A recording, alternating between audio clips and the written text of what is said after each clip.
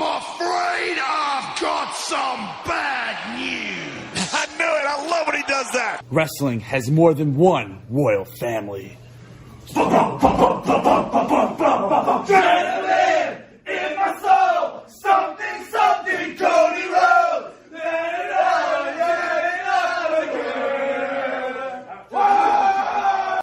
I'm the tribal chief around here. Yeah, you see me, the tribal chief. That's right. Time. But let me go ahead and tell you. Shut your bitch ass up. Hi, ladies and gentlemen. Welcome to episode 487 of the Hoots podcast here. It's Friday, October 17th, as you're listening to the podcast of Hoots here. As the road to episode 500 continues, we are down to our final lucky 13 episodes left. I am the nefarious one, the one and only Brother Adam, aka Joshie Lopez. Glad to have you aboard with us, and thanks to each and every single one of you who've been on this ride for the last 10 years. 13 more episodes. It doesn't feel like it, but it's going to be here in the blink of an eye. I'm not alone this week. This could be a start of the trend of good brothers coming back on the pod before we say our final goodbyes. And we have one of the OG good brothers of the podcast. We got the one and only Patrick Fritz. What's going on, my man? What is good, sir? Thank you again for having me on. Of course, I'm going to come back and, have some fun with you on these final episodes here. So definitely one thing to note is I'm very grateful for the fact that you've had me on, the handful of times you've had me on. So, again, thank you for it. And rounding the corner, man, last bit to go here, last push in 2025. Patrick has been with me before we even started the Hoots podcast. Actually, I've done shows with Pat before, before we even started this show. It's crazy. I've known this guy for over a decade now. I was about to say, we're dating ourselves now. This is getting a little ridiculous here. I know. It's crazy. Like, you met me right as I was, literally like a young adult. Like, I don't think I was 21 or 22 at the time, which is crazy. Listen, you young whippersnappers. Back in my day, we didn't have all this fancy streaming services and the ticking and the talking and everything. Yeah. We watched it on the damn USA Network, and we were fat. We were happy about it.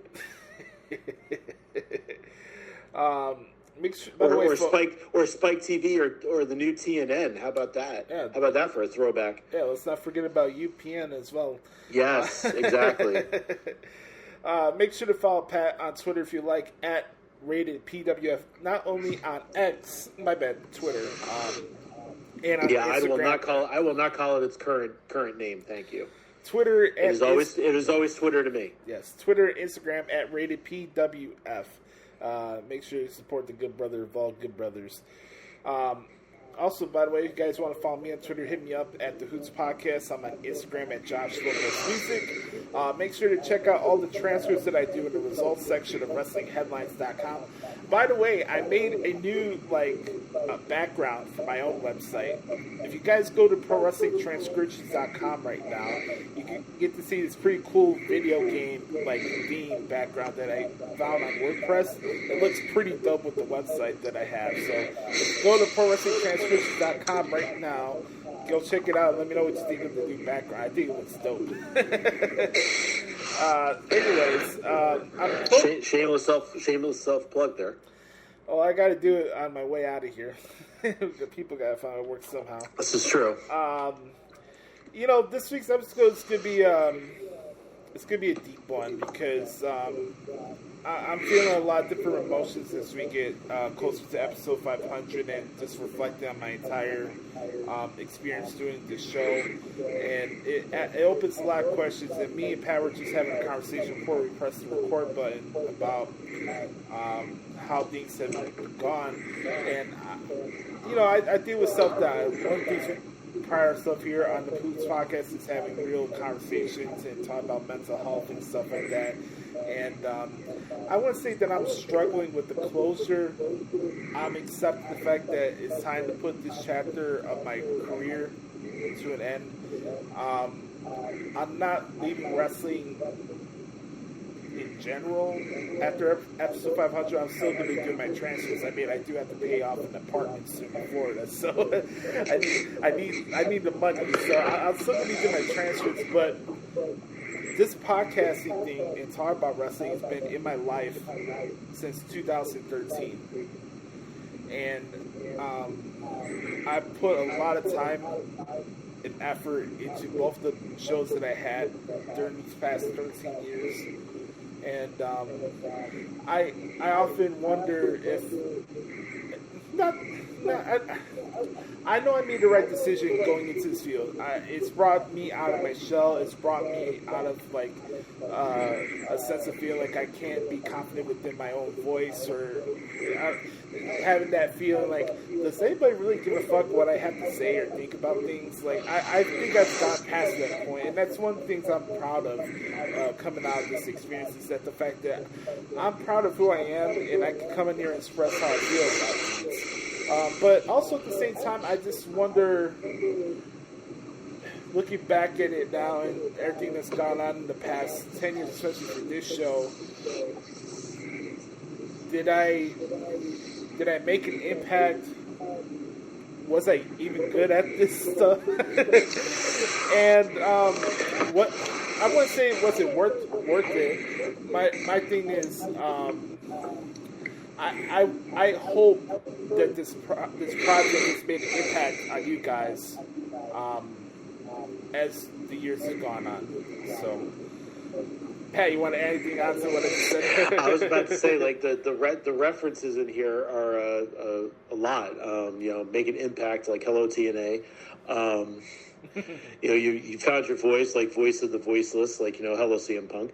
No, I think that, and again, before, we started recording, we had a little chit chat, and I think, for you, it helped, bring you out of your shell. Yes.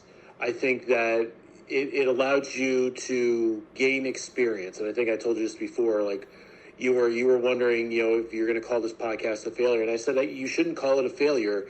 You should utilize the experience that you've gained from it. Like, you've allowed yourself to put yourself out there, yes, and find your voice. And not a lot of people can say they can do that with a lot of clarity. And to me, I think that this has been, I've had the fortune of, with you and other, good brothers and good sisters, have been able to have dialogues and be able to jump on a forum, so to speak. Because I don't know if I could host something of this nature, not to mention host it, keep it to the longevity that you've experienced and you've gone on. I mean, almost 500 episodes of anything is insane. Yeah. On a weekly basis. Is just a testament to you and the ability that you want to bring, and you want to make a name for yourself, so to speak, about where you are and what you can bring to the table. And every time that you've posted things, I've reposted them, I've quoted them, I've tried to give you more hype, because you of all people deserve it. I mean, you do your transcripts, you do everything else, and for the fact that nobody is really giving you, breaking your door down, so to speak, and giving you the opportunities that you really should be having, is, to me, is a crime, so to speak. Thank you, man, from the bottom of my heart. Seriously, thank you. It's all real talk, man. It's all real talk, and it's all positive. It's all positivity and love, man. That's all it is. No, I know that, and you're one of the main guys and one of my main boosters in this experience, not just with broadcasting, but in my circle and stuff, because I value your opinion. You're not going to say something unless you mean it, and what you said, that really means a lot to me. One thing that I try to tell everybody, and I do this in my work life too, is I work in retail. I always tell the customers that I interact with, like, I'm very transparent. Like, you may not like to hear what I have to say, but I'm not going to blow smoke up your backside. Yeah. I want you to have all the information before you make an informed decision. Now, I keep it real with 100%. And I have the expectation, even though it's not fair for me to have this expectation, of people being 100% with me. Now, again, I've learned this in my own life, being married for the length of time that I've been married and having the interactions with friends and family that I have, is I cannot put my own expectations, like broadcast them onto other people, so to speak. Like I have to let people, one of my my self-inflicted taglines is, I trust people to be themselves. Like you will eventually show your true face, at some point in time. And if you're going to do that, that's the person that I want to see. I don't want, if you're going to be a liar, manipulator, be of a negative mindset, like that is going to come out sooner or later. But one thing that I like to do, especially in this day and age, is reinforce positivity and love, for no matter who you are, what you represent. Like, if you do good by me, I'll do good by you. That's what I live for. When I look back on these, and it's very true. Like you have to stay true to how you feel and how you treat people, because people could look the other direction when you are like trying to do things just to try to fit in with people, and you're like sugarcoating shit, and you're not being authentic to who you are. I always said on the show, be the authentic product that is yourself, and I love the fact that you've been on this ride with me this entire time, because as I've always said with the show is not just my show. It's your show, it's Adam's show, it's Brother Carter's show, it's Matt's show, it's Referee Tony's show, Sam's show. So I'll take a line from one of the former Raw general managers, and John Laurinaitis, it's people power. It's a show for the people. Oh my god! I don't care what anybody says. I loved Big Johnny. I'm a sucker for good heat in wrestling. I don't care if people didn't like it. I thought he was tremendous. That was probably the worst John Laurinaitis impression you'll ever hear. So you're welcome. People power. But seriously though, like you've been with us since day one, and I do notice things, and it's true. You have reposted down since day one-ish.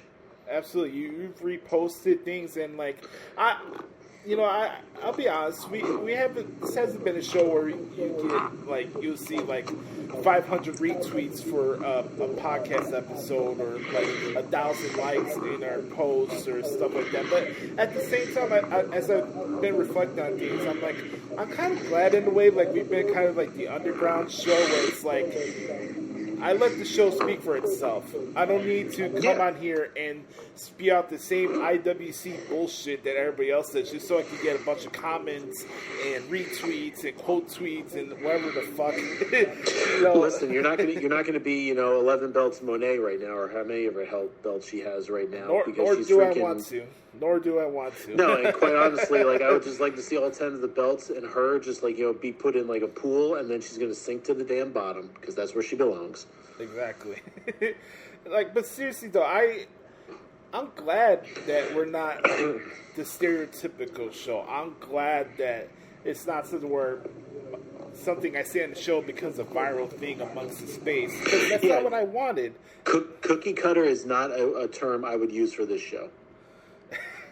that would be one of the last things anybody would ever think about this fucking shit. Absolutely.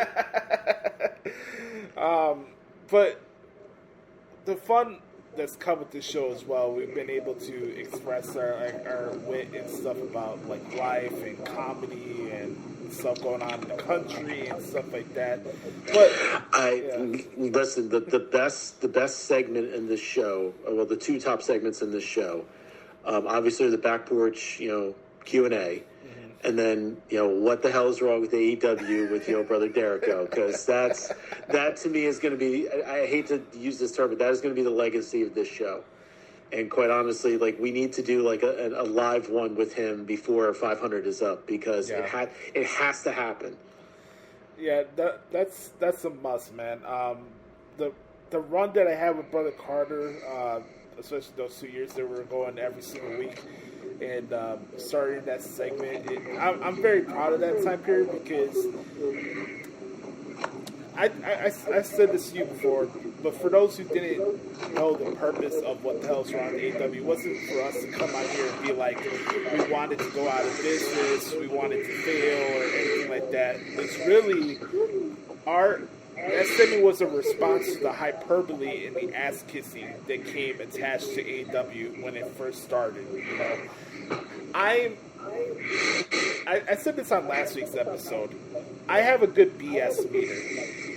I could point out a disingenuous take from other people, and yeah, maybe I'm jaded in my field, and I've been in this fucking field for over 10 years, so I could tell when somebody's saying bullshit just so they could have the acknowledgement and recognition from the people with the blue check marks. And it's funny you say that, because the immediate thing you said about BS, I imagine the ESPN show Sports Nation when they had the BS meter. Yeah. And that was always the like one of the best segments like I would ever like watch on there. Yeah. I wish if we did more video podcasts, we could have had like a BS meter and right. We could literally have like, you know, we got visual aids. Yeah. Jeez. get like a green screen and just do like visual aids and everything. Right, exactly. But again, like looking back on things, I'm glad that like one of the things I wanted out of the show is like if I've met somebody at a wrestling show and they knew my work and they came up to me like, "Hey, nice to meet you, Josh. I'm a fan of your work, whether it's the articles or doing this show." If that was something that I got out of this, that's awesome. Like that would have meant a lot to me. And it's not like, oh, this is the anti-AEW podcast. Like, you know, basically JD we spread the hate equally around here. It's not just for AEW. Yeah, exactly. And like I this is truth. And you know, it is what it is. I'm on my way out, so it really doesn't fucking matter at this point. JD from New York is basically stole what the hell is wrong from AEW from this podcast. This whole shtick right now is everything he's saying in these rants about AEW is something that me and Brother Carter talked about 2-3 years ago. And nothing has changed. Nope. And it's like, it got to the point where I'm like, okay, do I want to come off as an AEW hater, or I'm going to practice what the people in the IWC don't seem to follow through? If you say that you're done with the product and you're done with the company, be done with it. I stopped talking about it. I don't watch the shows unless I had to cover it. And that's where it is. I mean, to me, it's funny where, like, you know, you were a trendsetter, and then now, like, the cool thing is to, like, be hating on AEW. Like, quite honestly, there's no one perfect promotion right now. There really isn't. No, of course not. Like, there are problems with AEW. There are problems with WWE. You know, I'm sure people will say there's problems with NXT. There's problems with TNA, like New Japan. Like, I'm sure that, you know, everybody, you will find something to love and something to hate. Yeah. No matter what promotion you go in right now. That's... Yeah, exactly. That's what it is. Like, I'm proud of that segment. I am. We had a lot of funny segments. I feel in a way that I got to practice my own way. If I was ever to be like a wrestling heel manager and I could just talk my shit, you know, I got to express that in a comedic form. It was supposed to be comedic, but also there was a lot of truth that was told in that segment too. We didn't hold back, and we didn't care. And that's one of the things I'm proud of. But also with the back porch, it's evolved over the years. When it wasn't even like the name of the segment when me and Adam were doing it, it just ended up being that way. It's organic. Me and him, towards the end of the conversation, end of the podcast, would just start talking about life and what's on our mind and stuff. And that kind of was the emphasis of making that segment in the first place, because it's like, all right, here we are, we're about to wrap up the show. Let's have a conversation as if I'm next to you and we're just shooting the shit in your backyard, basically. And that's what it evolved to over the years. And then people are asking questions, and we left it there. It's more along the lines, you're sitting, you know, in front of a fire pit, you're shooting the shit, and that's, you know, this is the kind of stuff that, you know, you bring to the table. Yeah, exactly. When you say that, like, I always think of you're like in a cabin in the woods, or you're like just in like the middle of nowhere. You have like a dirt driveway or like a gravel driveway. Somebody comes up, you're sitting there, and you got like a beer in your hand, or a cup of coffee in your hand. Right. You got two like rocking chairs. You're just sitting there looking out, in the forest, and you're just like, oh, did you watch Raw last night? Like, what the fuck are they doing with, Seth Rollins now or something? Yeah. Like, that's the kind of stuff that I think of when I think the back porch Q&A. Like, it's like in the afternoon, you just had a nice, good meal. You're sitting down. You don't know what the fuck else you're doing. You're just like, hey, I'm just going to sit out here and just chill and whatnot. Right. Exactly. Is there anything else from the podcast over the last 10 years that stood out to you besides those segments? I would just say the banter. Like the good quality banter, I think, back and forth with you and Brother Carter and Brother Derico, like everybody else, myself, like Sam when he was on, like it's you yourself have provided a welcoming environment, and you did not say that we had to conform to a specific manner, or we had to be like. You have to be like the professional one, or you have to be like the loose one, or you have to like make be the good guy or the bad guy or whatnot. Like it wasn't kind of. I also akin it to like Part of the Interruption in a way, where it's like you don't have these ridiculous takes. Like you have to conform into this lane, or you have to be in this lane. Right. Like you can kind of go back and forth and vibe all over the place where you want to vibe. And again, that's a testament to you and your abilities. I appreciate that. That's true. Like, there was no gimmicks. We were not going to play gimmicks on this show. Gimmick free. Gimmick free is the way to be. I look back on some things. Like, it was fun. Like, that we were able to do like a live stream reaction to the NFL draft a couple of years ago. Honestly, that episode was fun as shit, man. That was great. Just sitting, I literally sitting. I'm at my dining room table, and literally like my main TV is like off to like my left, probably about 10 feet. And I'm just sitting there watching the draft live with you and the other guys, and it's just like, holy shit! Like that was one of the better things to do. I would love to. One thing that I would love to do, and I don't know if we're ever going to be able to pull it off. I would love to do go on Twitch or something and stream and have a live reaction stream of like a premium live event. No, it's pay-per-view. Forget you. It's pay-per-view. Don't call it premium live event. Don't bring that stuff into my house.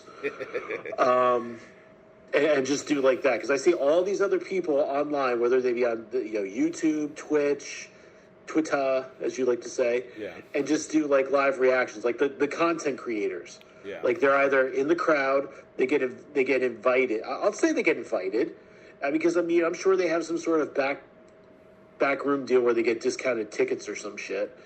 And they know somebody that knows somebody that knows somebody. Yeah. And they just are there and they record their genuine reactions, and that's what gets the reactions going. Yeah, like there's also a lot of fake reactors out there. Absolutely there are. Like people like screaming when they don't have to scream and running around the room like a fucking 5-year-old. And I, especially on my way out, I keep noticing the people that are just like spewing out the same stuff in gun sheets, and really something that's wrong with the space right now is just that people can't think for themselves. I hear the same things from the same people in the same tone, and they're saying the same shit. And they act as if it's the gospel. And that's the funny thing. Because they'll find the littlest report from, I don't know, WrestlingNews.co, and they said, oh, that's a fact. That's a fact. That's a fact. Meltzer, everything's a fact. Those fucking schmucks from WrestleMania copy everything from Wrestling Observer and make it out as the gospel. Hey, I'm from England, and I can spew out shit from the Observer, so check out my YouTube channel. This is WrestleMania. I don't know, man. Like, you've seen a lot of shows come and go, Pat. Do you think there's a problem in the space right now, or like, how do you look at it from the outside? Live shows in what respect? Just like the Raws and SmackDowns, or no? I'm talking about the content like creation space, like the wrestling media. Do you feel like there's a problem right now? I think now there's way too many. I hate to say this, and I'm sure that if I had a hate base, they would probably get on me for this. I think there's a lot of swimmers in the water. Let's just say, yeah. Like anybody like with a microphone, a phone, and 5 minutes can do content creation. Like it really has. The funny thing is, I always think like I go back to my high school days, and that's when like the internet was starting out. Yeah. Again, dating myself.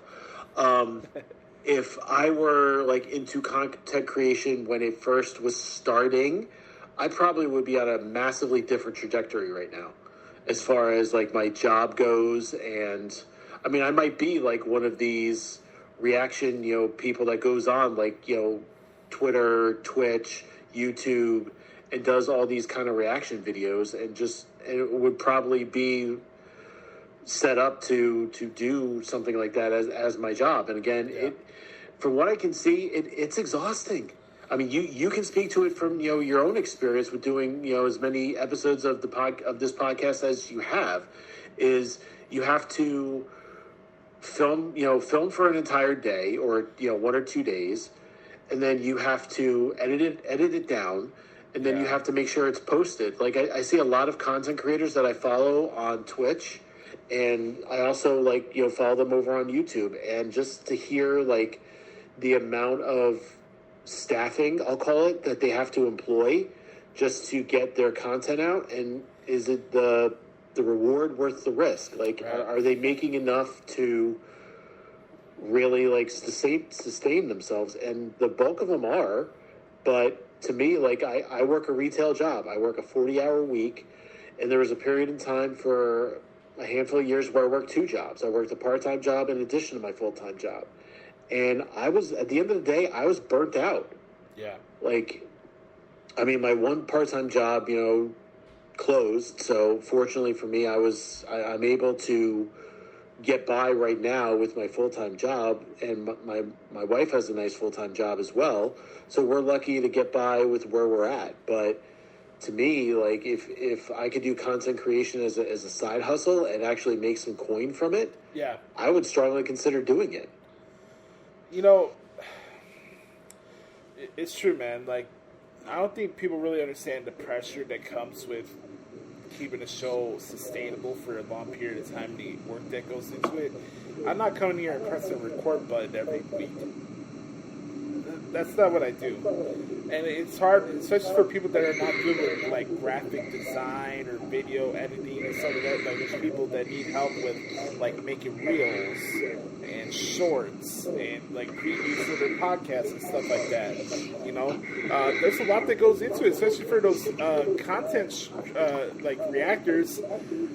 They're good at video editing, so they're easy. They can take a clip of something from the show that they're covering and easily put it on TikTok, and they get a lot of their views and money from that. And some people they're good at that, and other people are not. And there's a lot that goes into it. Like, there's been a lot of change that's come with this show alone.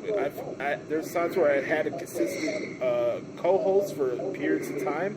People come and go, no harm, no foul. Like, anytime anybody left the show, I never felt like, oh, fuck that guy, whatever. I have never felt that way, not once.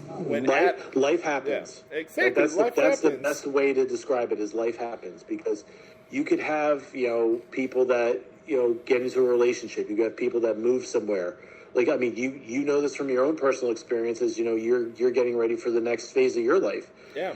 For me, like I met my wife, and I moved in with her, and my life took a massively different trajectory than from where I was expecting it to be. Yeah. Like when Adam left the show, he's raising a beautiful daughter, and he's busy with his own life and everything he's doing. I understood why he left. There's never been any issues with me and Adam. I love him. He's a brother to me. Yeah, I love that dude. Miss the guy every single day, because he had and I'm not missing the fact that he would be probably hazing me about the week 1, Raiders win over the Patriots, first of all. But second of all, I mean, the dude is as cool as they come. I mean, yeah, he's kind of taken a massive, step back from like being on social media, and dude, that is completely valid because of his life situation. Yeah, me too. Because quite honestly, like I think that for me, if I was going to be going through a similar situation, I probably would have to really step back and look at a lot of myself and figure out, if I had almost like a crisis of conscience. But he has been killing it, absolutely killing it. I'm so proud of him. I know, man. Me too. And like, this goes back to the whole thing with like keeping things like sustainable. Like, as change has gone by, like I've challenged myself to try to keep the quality of the show to what it was with me and Adam when we first started doing this. That's been my weekly challenge every week, to make each episode feel the same way as if Adam was here. And I'm trying to carry on with that, because I said it before, the Hoots podcast and what it wasn't just me, it was him. We made this podcast what it was, like the vibe of it, and like you said, the welcoming environment it was. But also keeping like the non-filter attitude and just having fun with it and stuff. Like he is just as important to what made this show what it was as I was, And I'm beyond proud of him for the fact that he's focusing on what he needs to focus on. And like, yeah, I don't blame him. Has there been times where I wanted to take a step back from social media and this wrestling stuff? Absolutely.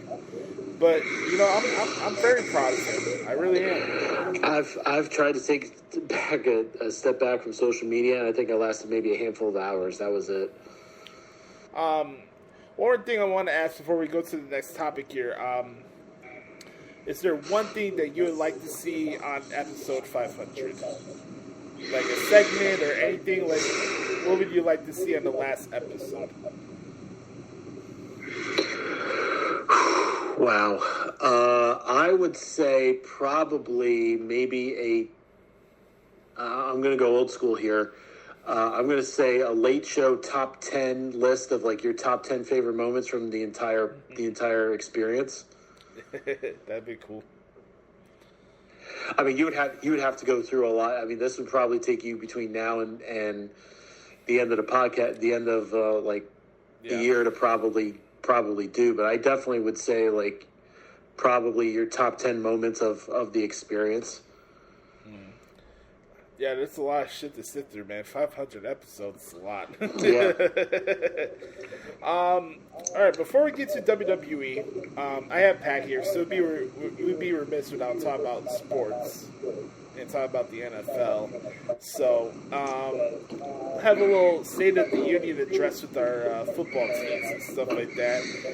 But first and foremost, just as we're going into week 7 now, what has stood out to you the most during this football season here in 2025? Well, first of all, my boys are 4-2 right now, the top of the AFC East. Like, holy shit. Like, I was not expecting that. Not to mention the fact that I wouldn't expect we would be beating Buffalo in Buffalo. First of all, I'm really surprised that the Ravens are where they are. But with Lamar Jackson getting knocked out, I can kind of understand that. Yeah.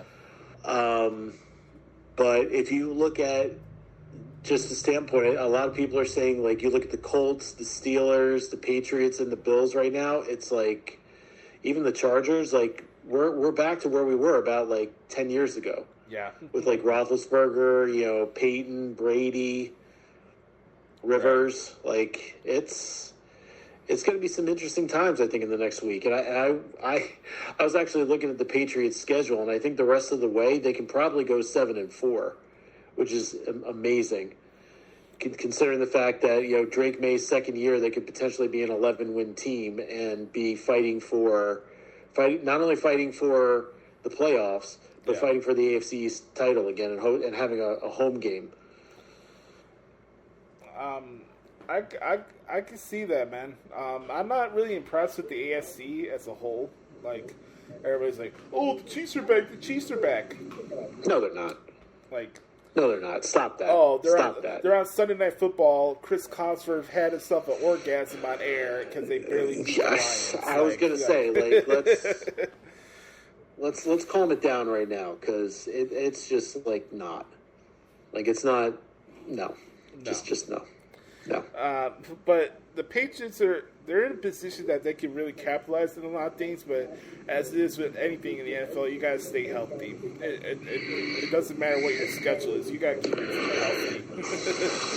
Yeah, I mean the Chiefs 3-3. They lost in Brazil to the Chargers. Yes. They got beat down by the Eagles again. Yes. They won against the Giants. Please. They won handily against Baltimore, which nobody's surprised at. They lost to the Jags. The Jags. And then they just beat the Lions, by 2 scores. So, I mean, their next 3 games are, at home against the Raiders. That's a win. Then they have Monday Night Football against the Commanders. That should be a win. And then they go to Buffalo. That's going to be a tough game, because that is always there's your AFC there's your AFC Championship game preview right there. Yeah. And the funny thing is that the only time they're going to see New England is in the playoffs. They don't face New England head to head this year. And I don't think, maybe besides the I don't know, the Jaguars has a decent defense, but I don't think that Kansas City's played a defense like the one that New England has, especially their defensive line. They might take them. They might not take them seriously. I mean, they barely beat the Giants. They barely beat the Giants on the road. I mean, I'll say this. I'm not a New York. You know me. I'm not a fan of New York. I'm not a fan of New York sports teams. Don't get me started about New York baseball right now, because oh no, that's disgusting. That's not been a nice sight to see. You're a Yankees fan, right? I am a Yankees fan. I'm a Devils fan. I'm a New England fan, and I do not have a basketball team that I root for. But I just watch basketball to watch basketball. At first I was gonna say you're a Mets fan, and I was like, oh no, he's gonna rip my head off if I said hell no, Mets fan. Hell no. Man, for all the Mets fans, how's Juan Soto working for you? All that money, man, not to even make the playoffs, man. That's brutal. They're gonna wind up Bobby Bonilla. He's gonna be another Bobby Bonilla. That's literally what's gonna happen. He's gonna be another Bobby Bonilla. I think every June 1st is gonna be happy Juan Soto Day. Oh man, there was an episode that me and Ab did back in the day where you're like, Bobby Bonilla is that day is one of the best days ever. You get all the money for doing jack shit. Anyways, I guess I could talk a little bit about the Bears here. They're coming off their big Monday night victory over the Commanders in Washington. The Chicago's not looking bad right now. Yeah, I'm really liking the vibes that I'm seeing from the team right now. We just won 3 in a row. 2 victories on the road, especially for our last 2 games. But more importantly, getting wins in the conference is very important, because we started off the season 0-2, losing our first 2 divisional games. So getting those back against the Cowgirls and the Commanders were big. Especially that game where Tom Brady called the Cowboys and Bears game a few weeks ago, and the Bears just basically whooped Dallas' ass. That was a great thing. Yeah, I mean, the Bears have the Saints this week, and then at Baltimore, that's a win. At Cincinnati, that's going to be a tough one. against New York, that should be a win, and then at the Vikings. So yeah, man. Right now this is a very interesting time, and we always say, right, you got to beat the teams that are on your schedule. You got to beat the teams that you got a better record than. But that's also a thing. They always say trap games. Like, I know it's a short week, but they can't overlook the Saints. I know the Saints will probably be motivated this week because Dennis Allen was their former head coach, and he's our defensive coordinator now. But you got if you want to be serious as a playoff contender, you got to win games like coming up this Sunday. Like, there's no excuse for it. You have to win, and I don't know. You play to win the game. Yeah, exactly, Herm. Yes. I don't know if Lamar Jackson will be back next week for that Baltimore game, but that should be interesting too if he is. We'll have to see. Ravens are on a bye week this week, but I'm excited. I'm not gonna come on here and like pop out my chest and be like, "Oh, we finally got our franchise quarterback." I think he's been playing better. I loved what I saw from our running and offensive line this past Monday. I thought that was really cool. Monday was an interesting day for me because I woke up at 5:30 to cover that Raw in Australia. Took a nap, and then I got to watch the entire Monday Night Football game. And that doesn't happen a lot for me during I'll be honest, I completely forgot that they were doing Raw from Australia. I was at work when that happened, and I would have rather been at home watching Raw. I mean, I caught a little bit on the replay, and I was just, I mean, obviously with it being spoiled live, I found out a lot of what happened, but I was just like, man, I would have liked to just sit on the couch with a cup of coffee and just like watch Raw. I was even working when Crown Jewel was on too, so I would have been like, I had to catch up with it on social media because everybody was live streaming it. Yeah, it was a lot, man. It went by. It was interesting. It was an interesting experience getting back, waking up that early to cover a wrestling show. I haven't had that in a while since I was doing the New Japan stuff, so that was kind of fun to do that. But to wrap up the sports conversation here, the officiating is dog shit, man. Like, it is a clown show. Like, I'm glad that the Bears won on Monday, but they should have won that game by at least 10 points. Like, they ripped a freaking touchdown away for a lineman not being, I think he said like a legal formation or whatever, and the guy was right next to the freaking guard. What are you talking about?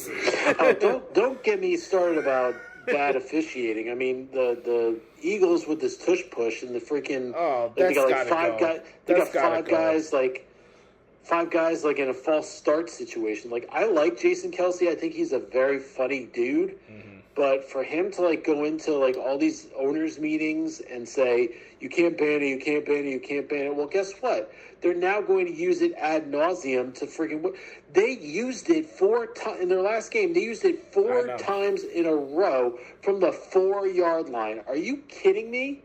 Like, I really thought one of them was going to be they were going to fake it, and then Hurts was going to run out and run into the end zone. Like, that's what I thought one of them was going to be. Yeah, it's complete and total horseshit. It's got to go. It has to go. But we'll see what's going on this weekend. Are the Patriots on the bye this week, or what's going on? They are playing Tennessee. Oh, they're in Tennessee, or is it a home game? They are at Tennessee. Okay. So the return game for Mike Vrabel. Tennessee just fired their coach the other day. Tennessee's a dumpster fire, man. Like, they have the issue the Bears had over the years where they hire a coach and then they fire them every 2 to 3 years. You're not going to get anywhere doing that shit. You're just not. No. So, all right, folks. Let's get to what happened this week in WWE. Time to talk about a little wrestling here on this wrestling podcast. Here with my boy Patrick Fritz. So, with this, we're just coming off the heels of the NXT Showdown thing with NXT and TNA last week. But before we get to the Crown Jewel, the whole Seth Rollins thing, and so this could be kind of more of like a State of the Union type of situation here with WWE this week, since I have Pat on the show. So we're going to go around a lot of different places. But before we get to that, Pat, let's start off with this. What's your thoughts on the whole stuff with TNA and NXT partnership? Do you think it's been a successful venture, or how do you feel about it? I think that it's good for both sides. I think that, for one, it's getting a lot of exposure for each brand on the other's audience. Mm-hmm. Especially with TNA talent being on NXT. Shout out to Matt Cardona. But I think that the bigger question is, what's the sustainability? Like, is this going to be something that's going to happen going forward? To me, I think it's nice for a little bit of time, but then I go back to the WCW, ECW invasion of WWF back in the day, where they had it going for a period of like 6 months, and then Survivor Series happened, and then it was okay, WWF won, and then like everything else died, and then that was basically the creation, the death of the WCW championships, and then the birth of the WWE version of like the inaugural World Heavyweight Championship, the United States Championship, the Cruiserweight Championship. To me, I think that it's nice. I guess it's nice for like a one-off kind of situation, but I don't see the longevity of it, I guess, is where I want to go. Because, again, if you want TNA to stand on its own 2 feet, yes, you can have your own identity, so to speak, but what is the long-term game here? I think with what I've seen so far, since I cover NXT each week, like, they just had the Showdown show last Tuesday, and Team TNA won the men's Survivor Series match. And on the night, they split. So they had 4 different matches from NXT against TNA. It ended up being 2-2. Right now, the Hardys are the NXT Tag Team Champions. Trick Williams just lost the TNA World Title to Mike Santana at Bound for Glory. So send our shout out to Mike Santana winning the world title, the first Puerto Rican World Heavyweight Champion in TNA's history. So that's a big notch there. He really did whip that trick. Yes, he did. Yeah. And it was a big moment for Mike because he beat somebody from WWE on a big TNA pay-per-view in the main event. So that was a big deal for Mike Santana. And I look at it historically, right? Yeah, I get it. A lot of people can say that the Invasion was a flop. I don't know if it was a flop business-wise because the Invasion pay-per-view is one of the highest paid pay-per-views in the history of the Attitude Era. Also, that I trust me, there was a lot of flaws. That could have been done a lot better. There was a lot of things that were out of their control with egos and the fact that Goldberg and Sting and everybody else didn't want to be a part about it because they wanted their money instead. That's the case where, egos got in the way out of good business. That's a shitty situation. And then look what happened. Goldberg and Sting wound up in the E anyway. Yeah, and they all pop up 1 or 2 years later. And that's a bad look. But guess what? WWE gets to fall for it because other people don't want to play ball. And that's the unfortunate thing. But I'll tell you this. That Survivor Series in 2001 is one of my favorites. I loved that Survivor Series match with WCW and ECW and WWF. That was one of my favorites. I was like 7 years old at the time. I was marking out. The end was very convoluted, just with Austin, Rock, and Angle and everything. But to me, it was good. But again, it had to end then and there because you couldn't keep that going on for like another few months in the WrestleMania season. You just couldn't do it. Right. if we're gonna look at this historically, and when you look at the history of companies working with each other, especially with NXT and TNA compared to what TNA was dealing with AEW during the pandemic, it's night and day.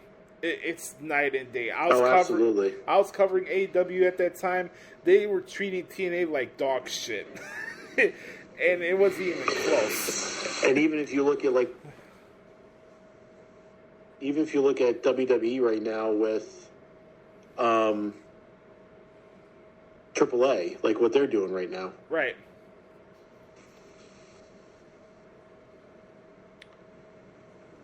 Pat, you there? Yeah, I'm here. Your camera went off. I don't know what the heck happened. I don't have any control over it, so. No, it's all right. I'm still here, though. That's good. I hear you. Yeah, it's just like technical difficulties. It's all good. When you look we power through on the Hoots podcast. Yes, we powered through. It's just like a night and day comparison when you look at the way that this partnership is going on right now compared to what they were dealing with a couple years ago with AEW. I just felt that like a lot of people were like, okay, we have AEW and they got all the buzz from the Dirt Sheet writers, and like that's the Dirt Sheet Wrestling Media's favorite promotion. So let's hop onto that so we can get added attention to that. Like we could leech off of the glazing and stuff that AEW is getting at the beginning. And, like, it bit him in the ass. I mean, hell, look at New Japan. I love New Japan Pro Wrestling, but it's a freaking afterthought now compared to what it was 3 or 4 years ago. Like, that whole Forbidden Door thing ruined New Japan. Literally ruined New Japan to the point where half the interesting guys that they were on the New Japan roster are now in AEW being mid-carders. Okada's lost his luster. Ibushi's had a bad luck with injuries. I mean, Will Ospreay. Yeah, so he's going to be out for like 2 years. Yeah, he had a broken femur. They had a collision taping last week. He messed up his leg in Daly's place, and it's all messed up, man. I mean, don't get me wrong. Will Ospreay's a unicorn. You find those guys every once in a while in the wrestling space. He's great. But when you look at the Japanese-based talent in AEW, it's been hit and miss. And it sucks. I hate to say that, but it's true. But let's get into this. So, I'm trying to remember the last time we talked when we get to this WWE stuff. Like, I think maybe this is a little bit after the John Cena heel turn, or maybe before WrestleMania. I think it's probably the last time I had you on the show, if that's right. Probably earlier this year, probably. Yeah. We're getting close to John Cena's final match in Washington on Saturday night's main event. By the way, this is not going to be the whole Goldberg, we're going to be littered with commercial breaks. And no, it's not Peacock. Relax. They're probably going to treat this more like a pay-per-view presentation than just a regular TV show. We'll see. We got a Saturday night's main event coming up in Utah on November 1st. So we'll see how it's formatted on Peacock compared to NBC. All right? So that's coming up soon. John Cena's last match on December 13th. For you, Pat, who would you like to see John Cena face on that program? So, one guy that I would like to see, it's not going to happen, and that's Triple H. The only other two that I can see happening realistically are Kurt Angle and The Rock. Kurt Angle, interesting. Well, Kurt Angle was John Cena's first match. I was at that show. So I could see that happening. The Rock, obviously, they need closure there for the whole angle because he did, talk some smack about him a while back when he was doing his face turn right before he faced Cody at SummerSlam. Right. To me, the outside pick right now, I have two outside picks. I have Brock Lesnar. Okay. Because I think that he needs to get one back on Lesnar, but that they might save that for the Madison Square Garden show. Okay. The other one would be Dirty Dom. And the only reason I say that is because the one championship that Cena has never won in WWE is the IC title. Right. So if you really want to give Cena a proper send-off, you would have him win the IC title, and then obviously Dom could come back the next night and say, well, you know, he's gone anyway. I should be the IC champion or whatnot. And right.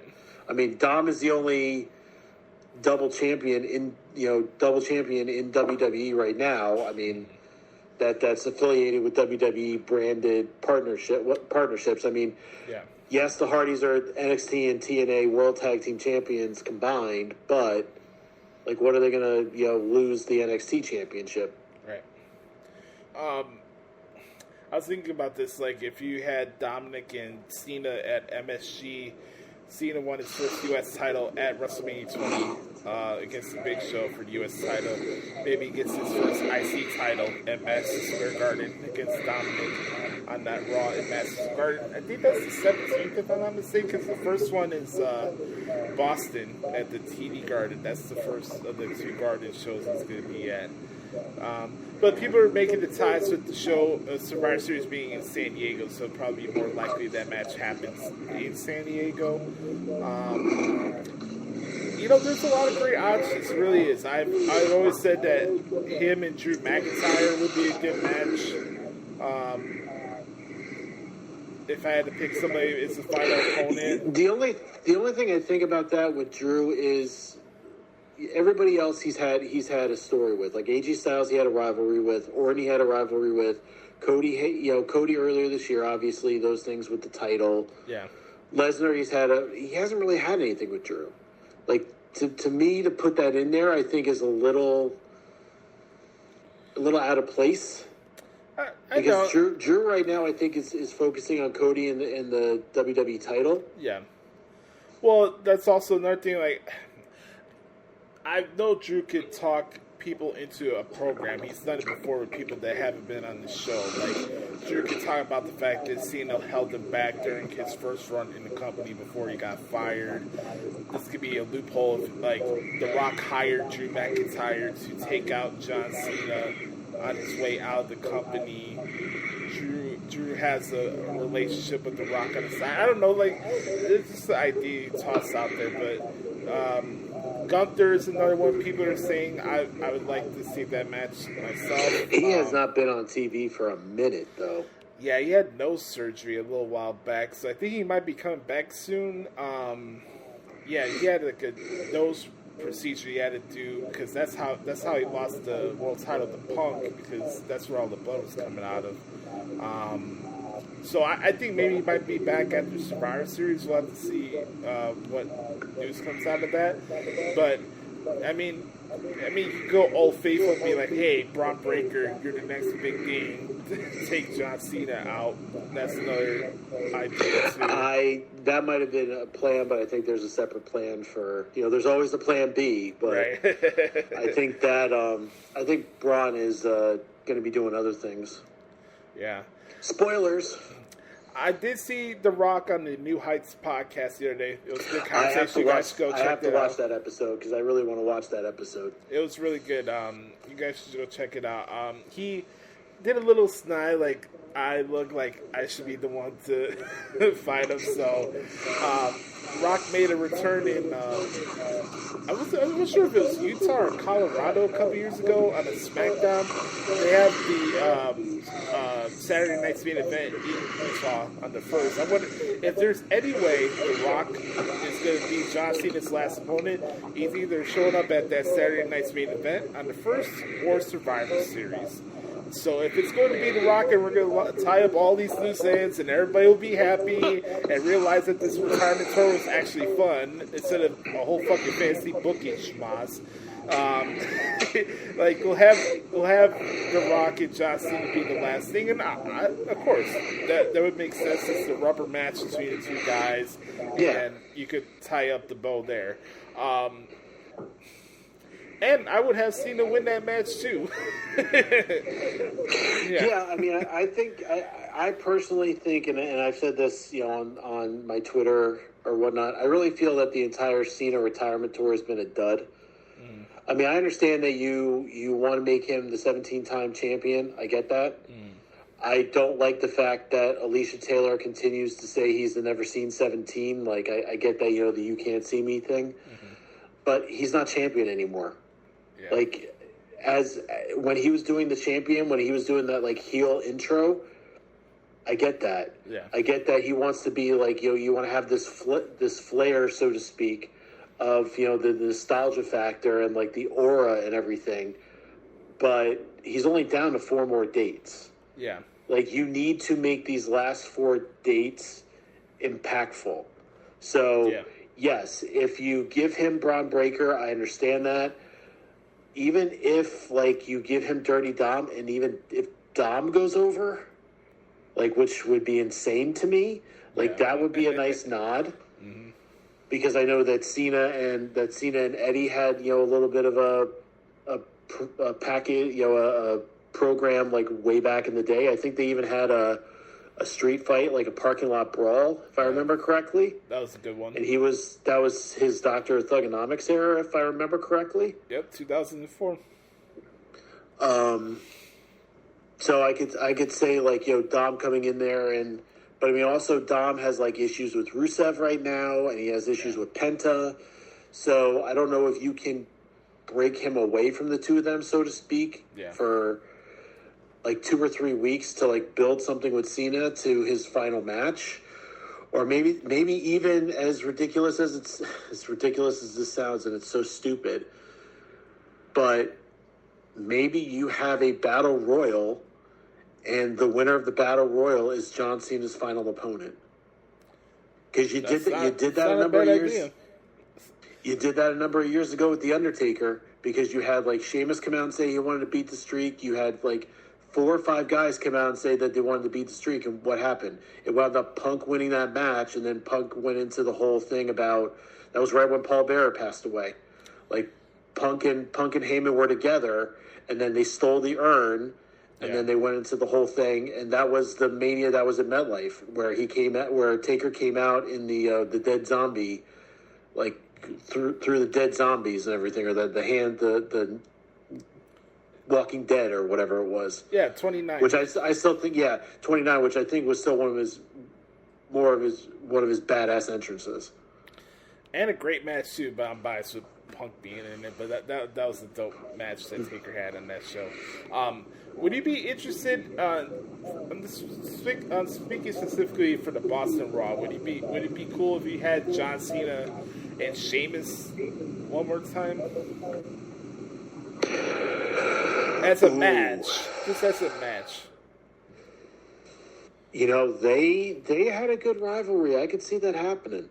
I'm just throwing it out there. He hasn't been on TV lately. I'm just thinking like how many more people are on the roster that, like, Cena has established stuff with, and Sheamus is one of them. Yeah. I had that thought in my mind the other day because, like, he hasn't been on TV for a while. Other things would be around the horizon. Obviously, Rusev is feuding, going after Dominic. Let me just say this real quick about Dominic. The evolution of this character has been awesome to see this past year, from where we got past the point of him just coming out and being booed out of the arena. Now people are appreciating his work inside the ring and how he goes about his heel character, being a pain in Anna Pierce's ass. And for one thing, I really hate that I'm saying this, but goddamn if I don't miss Liv Morgan right now. I mean, she's a Jersey girl. I mean, I'm from Jersey, so obviously there's a massive bias there. But damn if I don't miss her on my TV screen every week. Yeah, it's a waterfall that we all definitely miss for sure.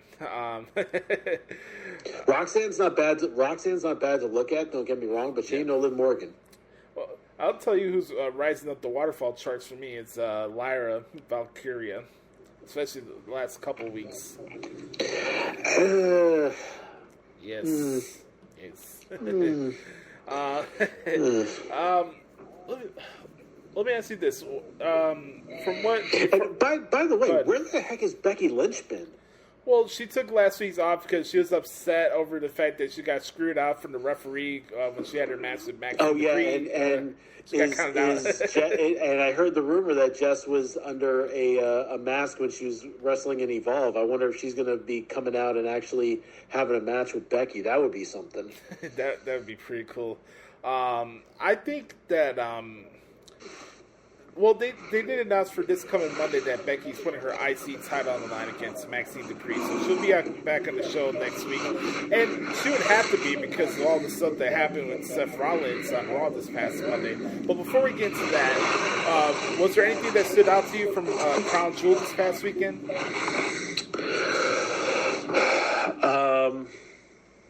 From whoever you did get to see.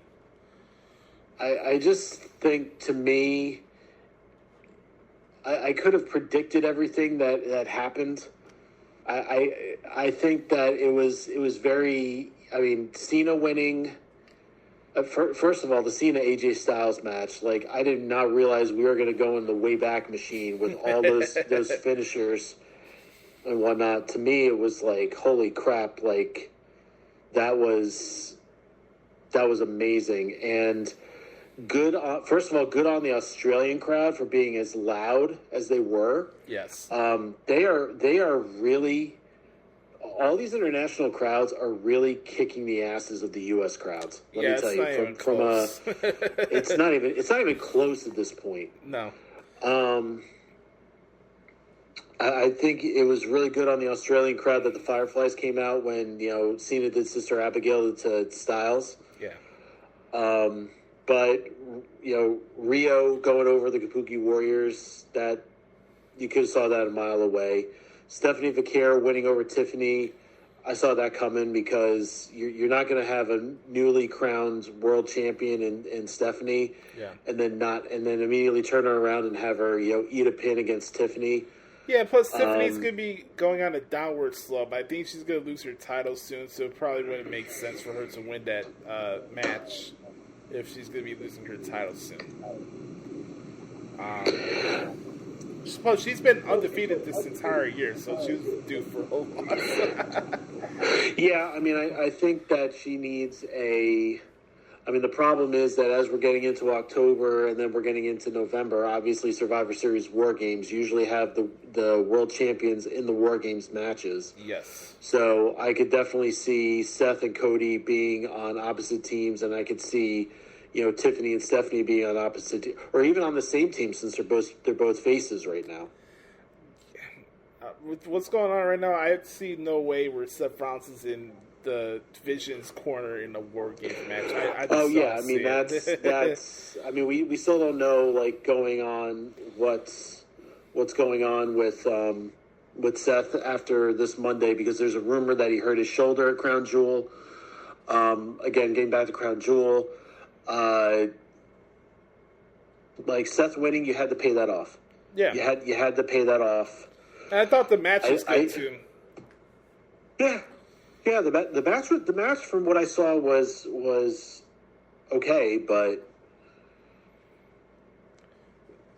one thing to do a freaking coast to coast headbutt, but doing an avalanche crossroads off the top. Yeah, that was crazy. Save that for let. Stop taking a page out of Shane McMahon's book. Yeah. For real. Anytime I hear Shane McMahon's name, I gotta do the little shuffle with the hand. Yeah. Let's talk about it. Let's talk. Instead of here comes the money, here comes the injury. Oh, jeez. Real talk for 5 seconds. Go ahead. Has there been anybody else in the last... I'll say 5 to 8 years that has been more injury prone at the worst time than Seth Rollins? He missed a Mania main event because of an injury. Yeah. He's now going to be out again. I mean, he worked with Cody when Cody tore his bicep in Hell in a Cell. Yeah. But it just seems like Seth has the worst timing with injuries. And again, I applaud his work ethic, but dude, you are shortening your career at least a year at a time with all these injuries that you're going out by. I think maybe Liv could be another person that's probably dealt with that. Oh God, yes. Speaking of my girl, yeah, she's wow. I mean, every time she's touched the women's tag title, she's gotten injured. Yeah, it's a curse for her. The titles are cursed. Those women's tag titles are cursed. Are you kidding me? Yeah.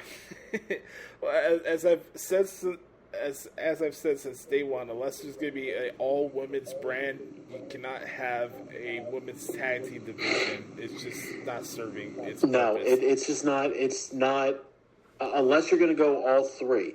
Like unless you're going to go like NXT, Raw, SmackDown, it has to be completely wide open. No, it has to be a full women's show, like a weekly women's show. I'm not opposed to it. I wouldn't be surprised if that's something that's I'm not opposed to it either, but you have to do it right. Yeah, exactly.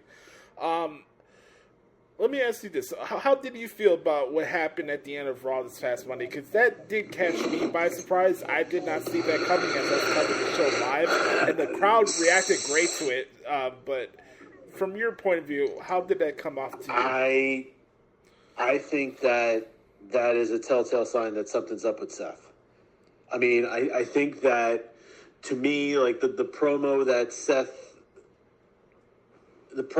cut about not needing anybody to help him beat Cody, I think that would have started planting the seeds of something happening. Mm-hmm.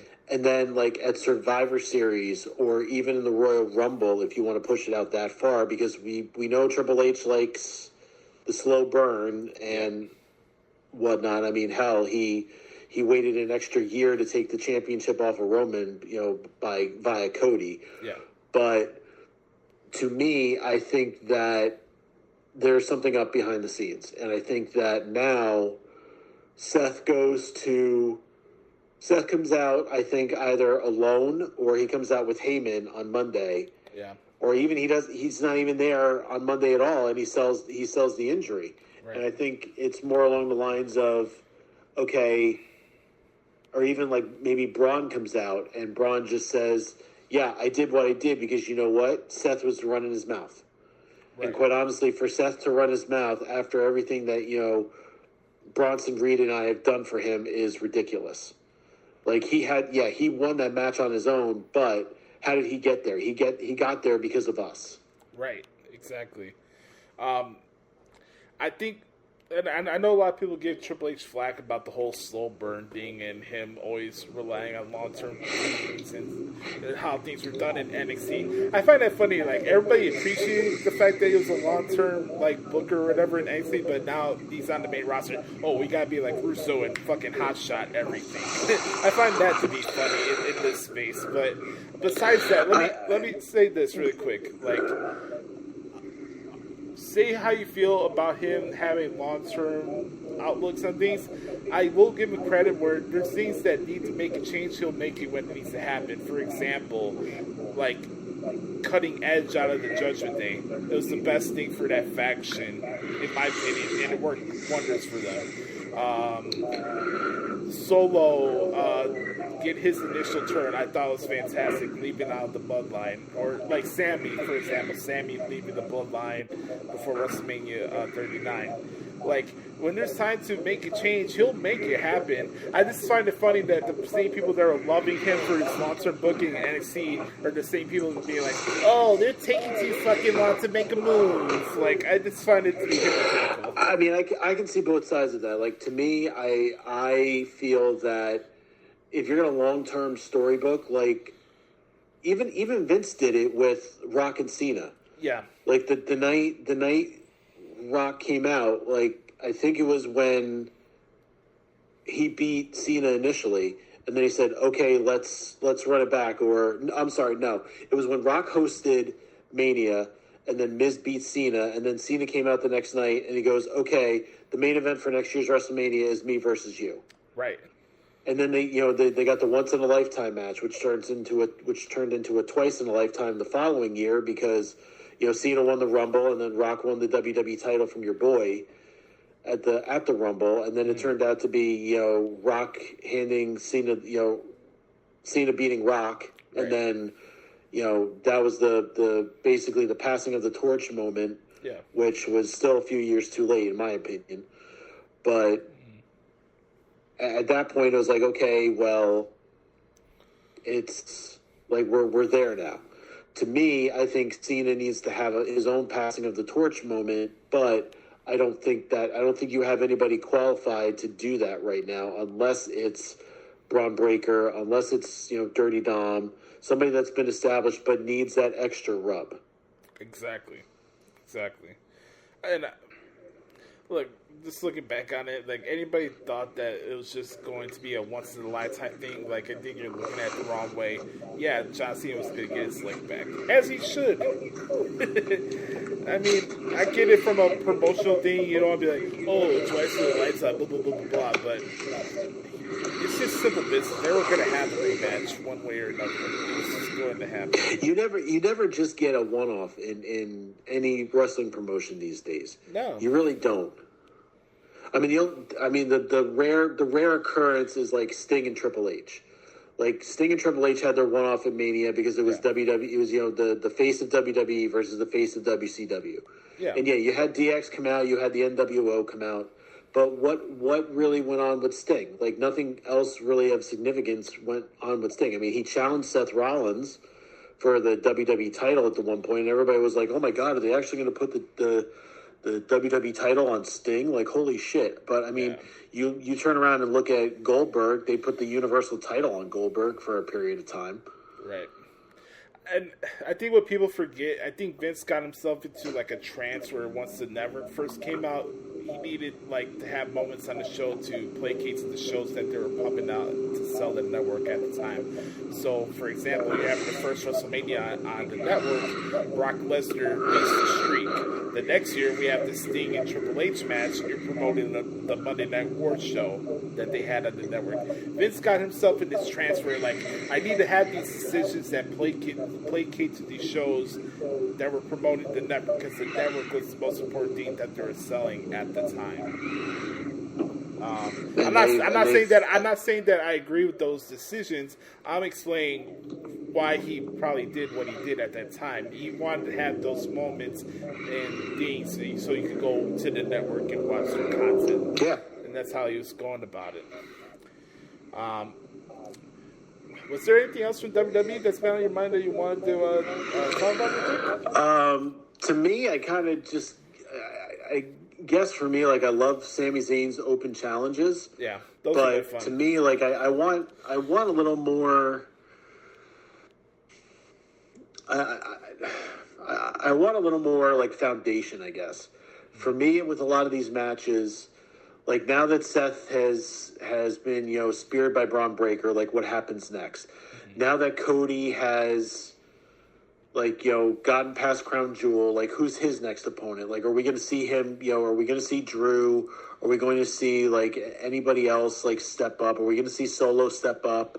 Are we going to see, like, I guess to me, we're in the period of, like, the fall, winter time where it's like, okay, we're going to possibly take some chances. And we're going to try to just, like, casually book, I'll call it, until we get into Royal Rumble season. And then as soon as we turn the page in the calendar, it's like, okay, the focus is on Royal Rumble, and then right around the corner is Mania. I'm going to tell you this right now, brother. They had their big angle on Raw this Monday. Do not put it past SmackDown to have Randy turn on Cody tomorrow night. I think Drew's tied up with this league right now with Jacob Fatu. They're fighting each other on SmackDown tomorrow. Like, they're getting into a program with each other. I think Randy's turning on Cody tomorrow. And one more thing. Can we have some damn heavyweight championship matches of legitimacy on freaking the weekly programs? Are you saying more like world title matches on the shows? Yeah, I want a world title match on Raw or SmackDown. Like, I understand that you want to have them on these, like, special events, like Saturday Night's Main Event and like the pay-per-views and whatnot. But I remember back in the Attitude and even Ruthless Aggression eras, like, I still got a 20-25 minute world title match at, on a Raw or a SmackDown in between for filler. Like, where have those gone? Like, give me main event. And I'm thankful that this past Monday we had the triple threat for the number one contendership that Punk won. Yeah. I'm very thankful that something involving the world title main evented Raw, because quite honestly, you need that kind of stuff. Right. Well, I'll give them credit. They did do that a lot with Gunther when he was the world champion, and Jey Uso had a couple of title defenses on the show. But yeah, there should be more of those, especially on SmackDown. At least I would say have more WWE title matches for sure. One thing I would say though is that I do kind of miss like the main event, like good promo segment. Like those things that give you like cliffhangers. I think there's been too much of a dependency to have the super long ass wrestling matches to close out the show these days, and I think some of these are missing out these storylines where you could have had like a main event talking segment that had like a big like major plot point in it. You know, you get what I'm saying? Well, I mean, they did that this Monday after the Vision came out, and then Braun.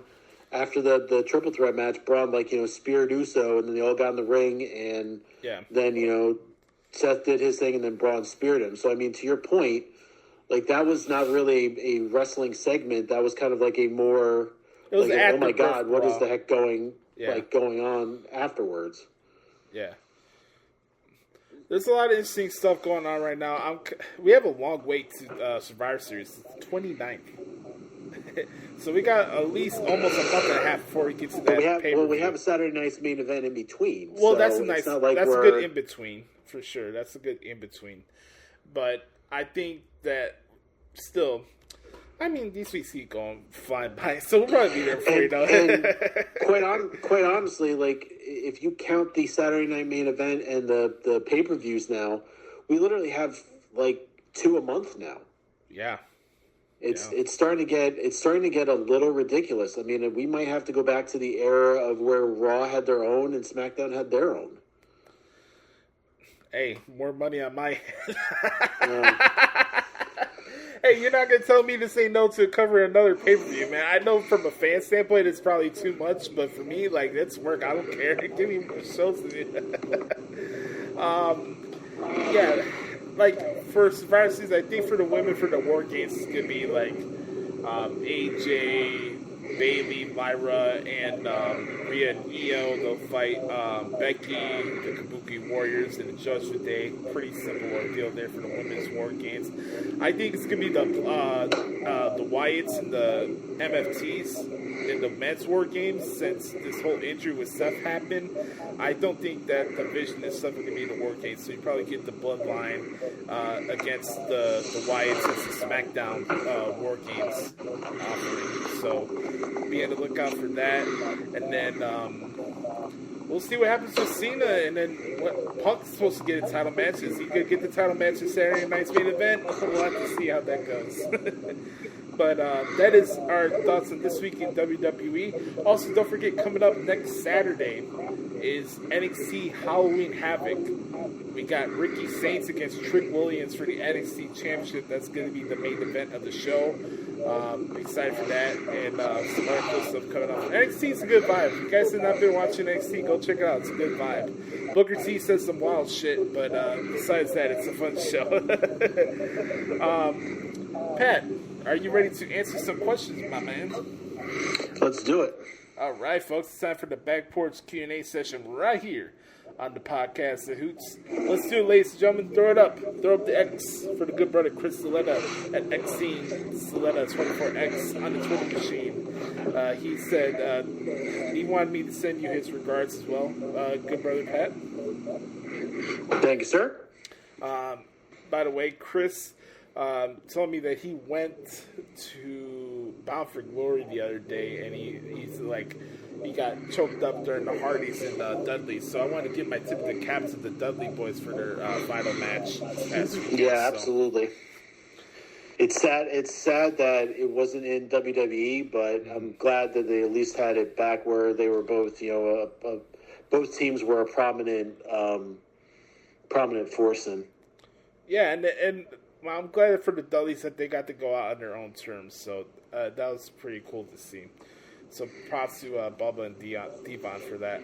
All right, let's see what Chris has for us this week. He says, "What up, Boosters? Some questions for the Q&A this week. Do you think that Zeta Steel will eventually be back around WWE down the line? Only 21 years old, still plenty of time to accomplish more." Yeah, of course. I think she has the whole world in front of her. Kind of the same thing with Cora Jade when she left. I mean, she hasn't popped up in AEW. She's taking a break from wrestling right now. I mean, good for her for the OnlyFans stuff. By the way, I don't begrudge people who want to be content creators. Go get your bag. I'm not, me personally, I'm not subscribing to an OnlyFans. That's just not my thing. But good for her for doing that. I'm not gonna. You look at the pricing of some of those things. You look at the pricing of some of those things, and it's like, you subscribe to 2 of those a month, and it's like you're basically paying for a streaming service. And depending on like the amount of content they produce, like on the weekly, is it really worth it at the end of the day? No. It's not worth it, but I'm not going to begrudge you for doing something like that. If that's something she wants to do, I have no. I mean, my whole stance is like that had a very big boom during the pandemic. Like, people were scared of doing anything, and a lot of men and women had decided, oh well, here's this alternate platform that I can show myself on. Let me put myself out there and see what happens. And some people can make a lot of money from it, and some don't. And again, do what you feel is comfortable. Like, I'm in no position to judge you. Like, if that's what you want to do, that's what you want to do. But a girl like Zeta Steel, she made a good impact on Evolve. She was very good rising talent, but she's still young, so she has all the time in the world. I think she'll be back in NXT before you know it. By the way, speaking of Evolve, congrats to Kendall Gray, who's the brand new Evolve Women's Champion. She won the title last night against Kelly Armstrong, so congrats go out to Kendall for that. Next question: if Seth Rollins is out for Survivor Series, who would you do a tournament for the World Heavyweight Championship similar to 1998? Well, Chris, I don't think they're going to have time to do a Deadly Games tournament on the PLE. We barely get 5 matches on the show. Why we're going to have a tournament at Survivor Series? I just don't think it would work right now. Pat, what do you think? That's the problem with saying the stipulations of these PLEs so far in advance, is the fact that you're locked into. I mean, this is now the 4th year in a row they're doing War Games at Survivor Series. Mm-hmm. So by settling it so far in advance, like you're kind of backing yourself into a corner of a way. Now, again, if Seth is out and we either don't have a world champion or we have, to your point, we have a tournament for the world title, that still doesn't mean we can't have 5 guys from, combo of Raw and SmackDown go head to head against, 5 the other way. I don't know if it's like maybe Solo and the MFTs versus somebody from SmackDown, maybe the Wyatt Six or something. That could be your throwaway War Games match, and then you have like, there's this little concept called King of the Ring not so far back. It's too bad that we don't have that again, because quite honestly, that would be the perfect opportunity. Like, you could have a one-night King of the Ring tournament, and then that winner faces CM Punk. If the title has to get vacated, have a one-night King of the Ring tournament, and then the winner faces CM Punk at Saturday night's main event for the vacated title. I will say this on a Survivor Series point. I do miss the traditional Survivor Series matches. Like, if you could done like, for example, do like Raw and SmackDown, and the sole survivor, or if it's 2, those people can get the last slots in the Royal Rumble match if you want to do something like that. Like, if you want to have Survivor Series match that has 6 to it, you can do something like that. That's not bad. I mean, I think you could have like a isn't it TNA that had the Feast or Famine cases? Yes, Feast or Fired. Yeah, Feast or Fired. So I think you could kind of like do something like that, where it's you have like 3 cases. Like, you have number 30 spot in the Rumble, you have a World Heavyweight Championship match, or you have like I don't know, something else, and then you literally pick whichever one you want. Whatever you get is what you get. Right. Or you pick your reward or something. And pick your poison, right? Well, isn't Halloween Havoc where they have the match spinner that comes out? They have the spinning wheel that comes out. The Raw Roulette wheel, I think it was. Yeah, initially. The wheel of torture. Yeah. I remember. Give me that back at WrestleMania next year when it's in Vegas. Give me a roulette wheel with. That would be pretty cool, actually. I didn't mind the Raw Roulette stuff when they did it. I thought that was cool. But I remember one time Booker T was doing it, he's like, "Oh, it's spinning like a semen pot of meatballs, dog." Oh, man. All right, next question. Did he catch anything from Bound for Glory? Yes, I watched the entire show. Congrats to Steve Macklin on becoming the international champion, defeating Frankie Kazarian. Pat, can you lower your mic real quick? Can you mute it real quick? I didn't watch any Bound for Glory, so. Oh, okay. I just knew that. I just saw like the highlights of whatever was posted on social media. I know that the Hardys beat. I figured the Hardys were going to beat Team 3D anyway for both sets of tag titles. Yeah. Also, if you guys have not seen Javon Evans and Leon Slater, go check out that match. That was really, really good. Very, very good match. I saw some highlights from that. That was that one sequence was like crazy. May I say, Kalani Jordan's a very good wrestler, man. Be on the lookout for her. She's from NXT. She's the current Knockouts champion, but she's very good. And congrats again to Mike Santana becoming the champion. All right, favorite match from Crown Jewel. Easy one here. John Cena and AJ Styles. Yep, I'll agree wholeheartedly with that. How would you rank this John Cena match from the series of matches in their past? That's a good question. In as far as him just versus AJ Styles, or just him? That particular rivalry.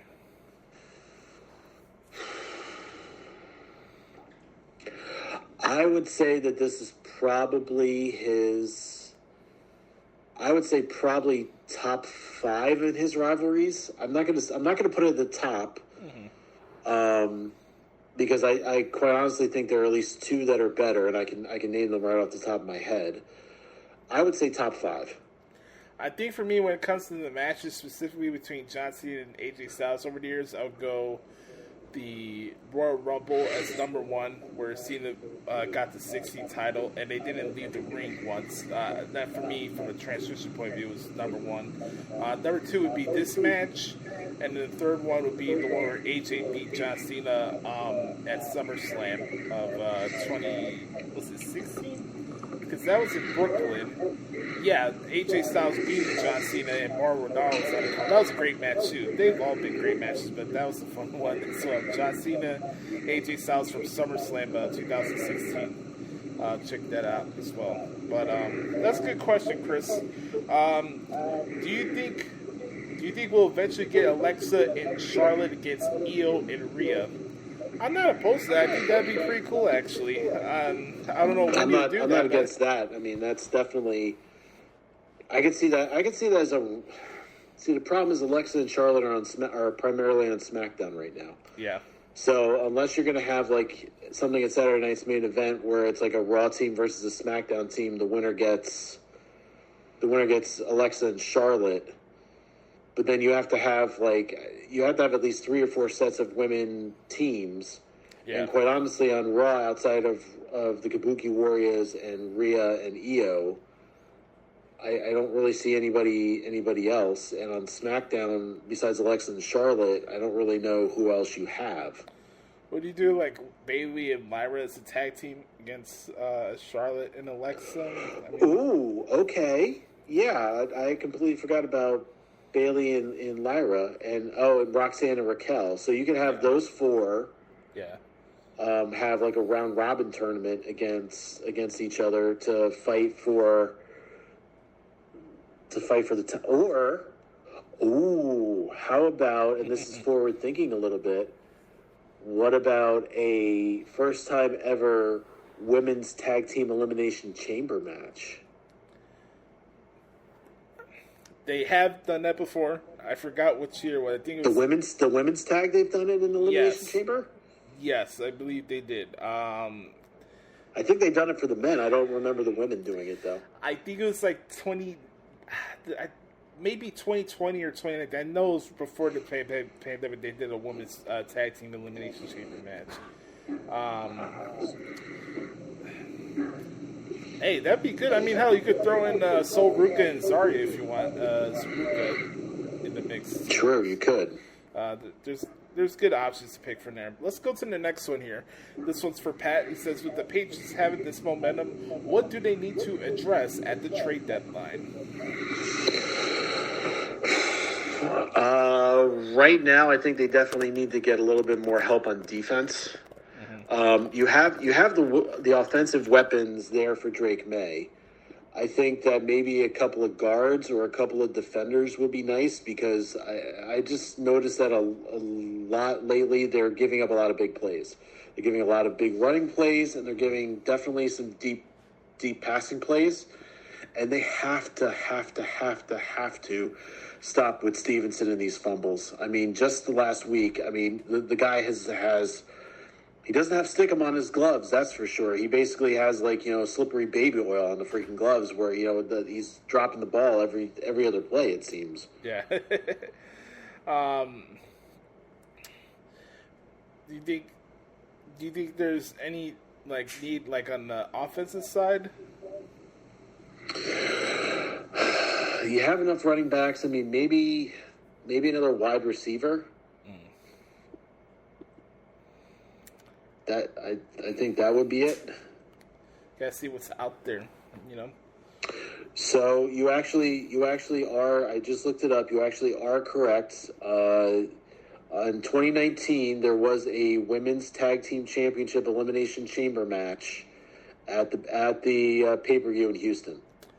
I knew it was around 2019, it 2020. Was Bailey and I will call her by her former ring name, Sasha Banks, defeated Carmella, Naomi, Mandy Rose, Sonya Deville, Nia Jax, Tamina, the Iconics, and the Riot Squad for the women's tag team championship match. So you are correct. And I think somebody got messed up in that match too, if I'm not mistaken. Somebody got injured in that one too. Yeah, I mean there has been.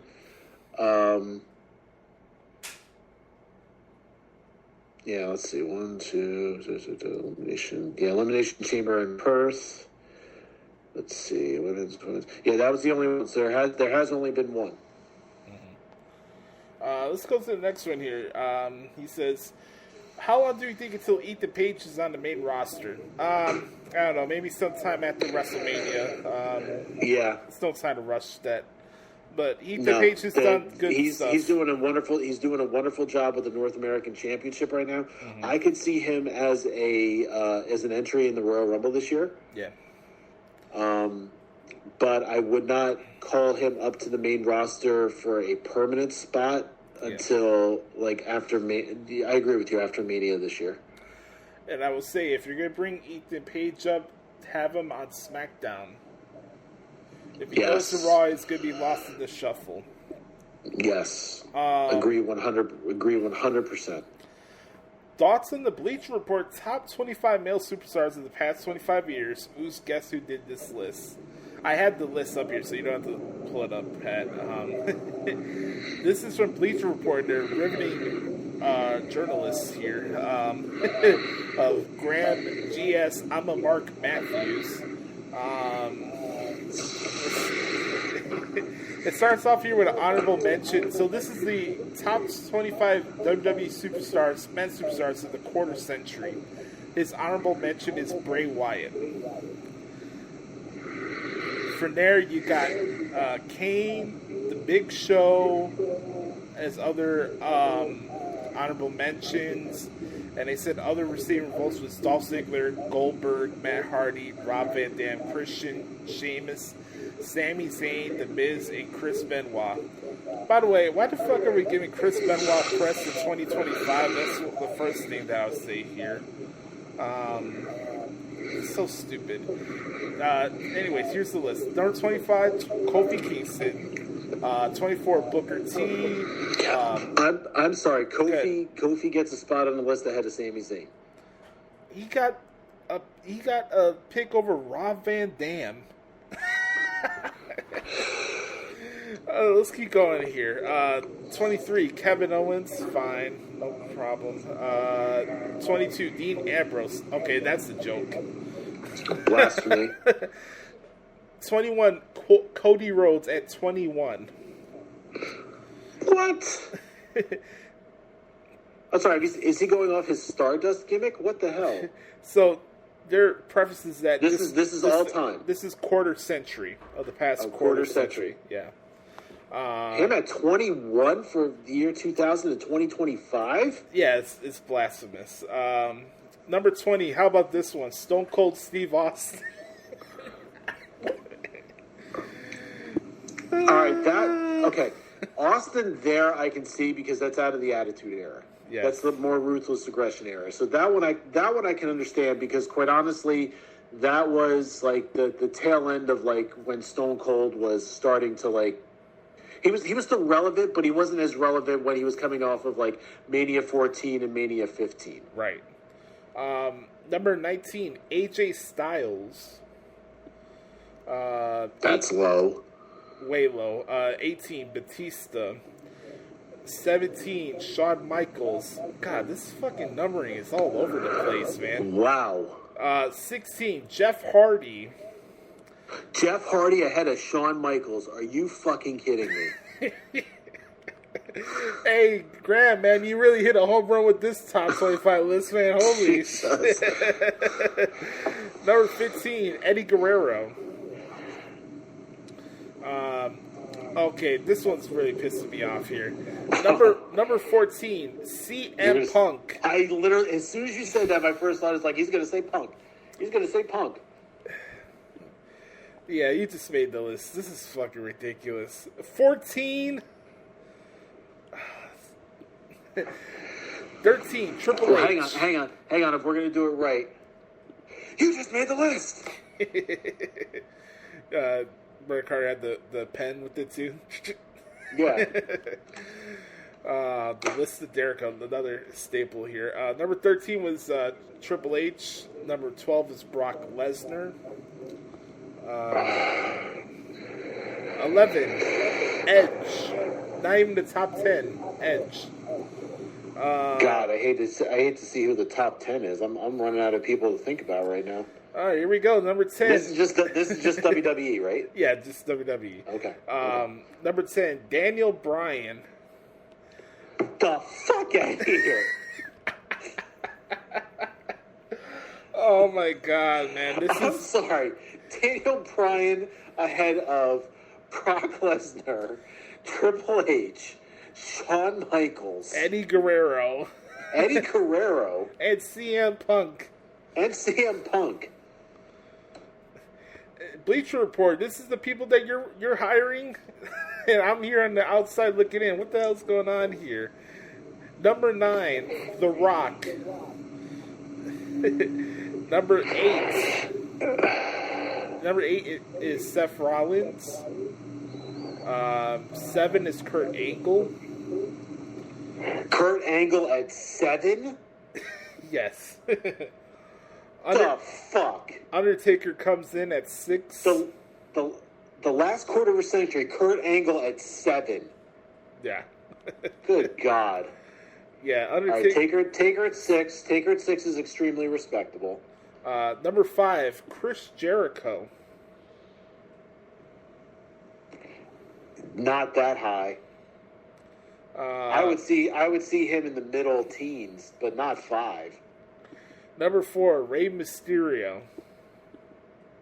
Oh, that's high. Good God, that's high. I love Rey, but this is just blasphemy. I love Rey, but goddamn, that's way too high. That is some grade 8 homogenized Holstein bullshit. What the hell are they basing this off of?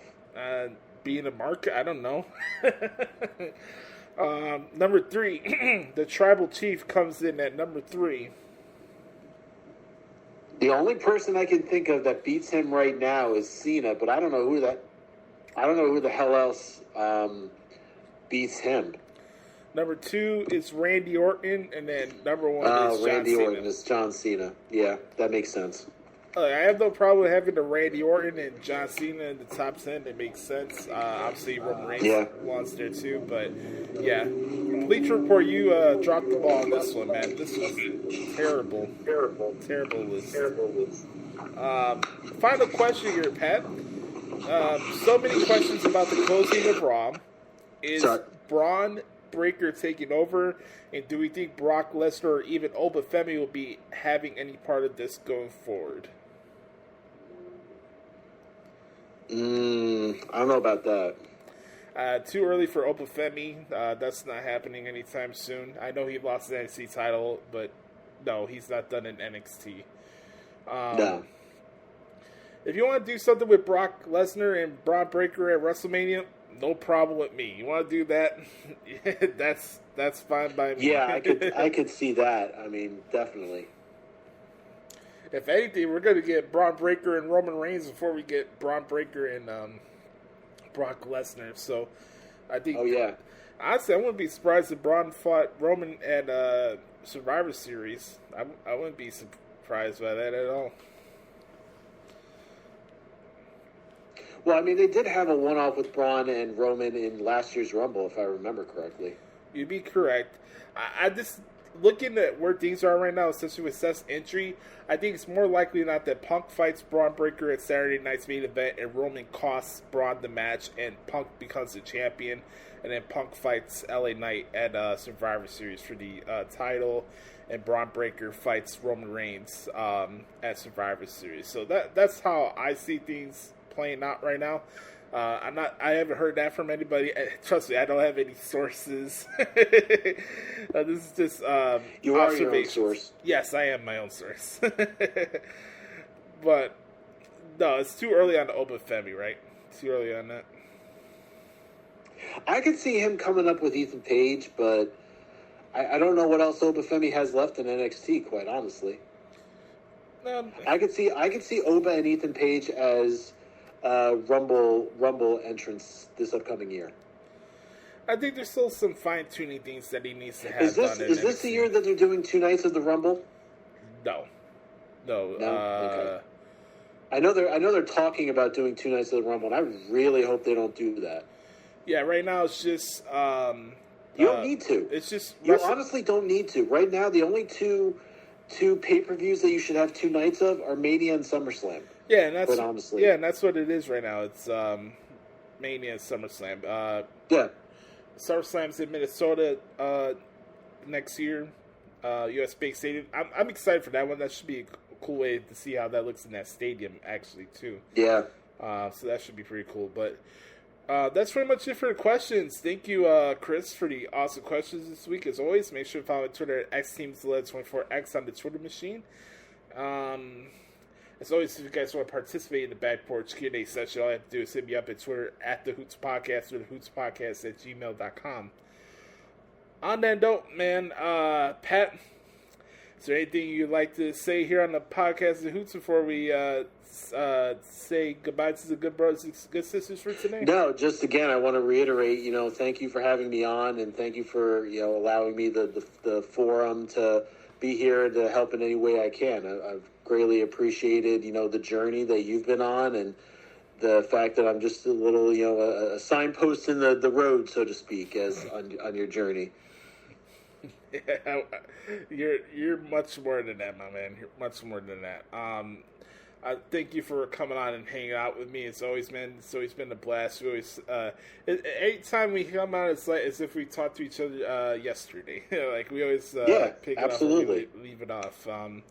You're a good I brother. always appreciate it, man. You're a mensch, as some people would say. You're a mensch, and you've been a big part of this podcast, and just a big part of my life as well. And I appreciate you, my man.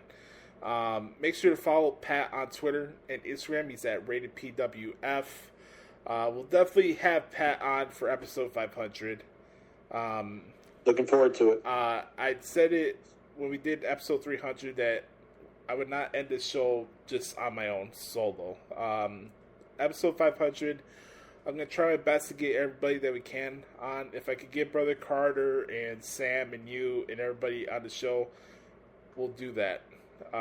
We'll do that. I definitely think we need to find like a good like platform, either whether it be YouTube or we do like Twitch or something. Yeah. I definitely think we should get a platform where everybody can jump in and we can all just do like one giant episode to celebrate 500. Exactly. We'll definitely do that.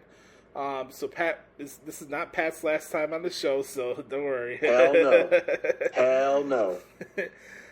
But on that note, we are gonna put a ring. You're not burying me alive in this one. No. By the way, should we? I will go from American Badass back to the Phenom real quick. Oh God. Should we bring back the buried alive matches? By the way.